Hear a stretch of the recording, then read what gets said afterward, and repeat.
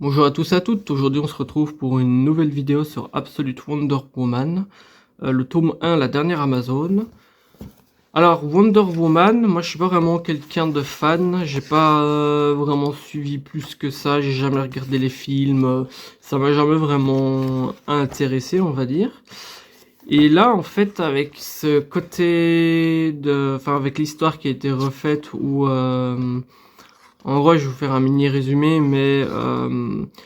elle n'est pas comme la Wonder Woman qu'on voit sur les affiches de cinéma, dans les histoires grand public, etc.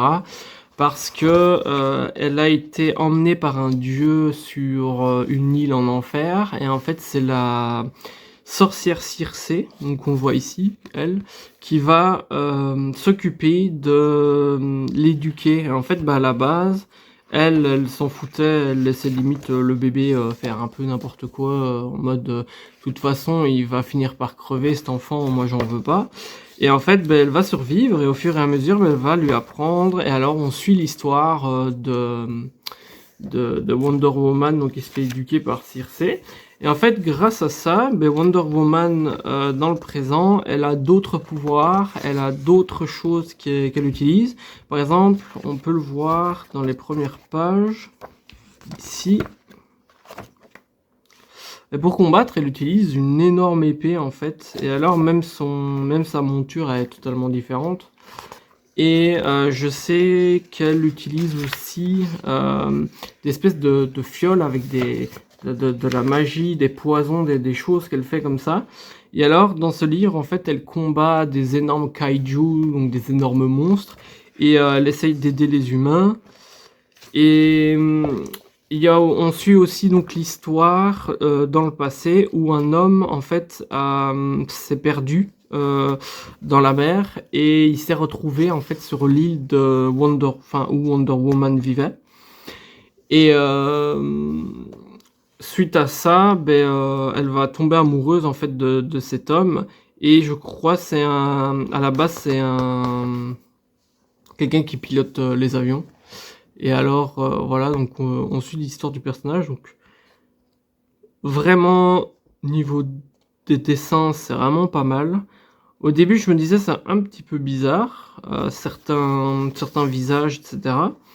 Et au final, j'ai vraiment apprécié en fait ce style de dessin. Le scénario est bon et c'est vraiment pas mal.